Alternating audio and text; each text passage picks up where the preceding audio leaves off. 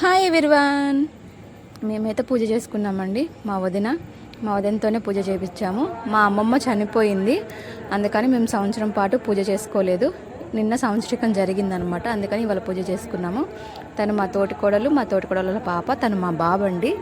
ఇంకా మా వదినతోటి అన్ని దేవుడి దగ్గర క్లీన్ చేయించేసి మంచిగా ఆవు పంచకం తీసుకొచ్చి వాళ్ళ పూజ చేసామన్నమాట. తను పాస్టింగ్ కూడా ఉన్నారు. ఇవాళ సాటర్డే తను పాస్టింగ్ ఉంటారనమాట.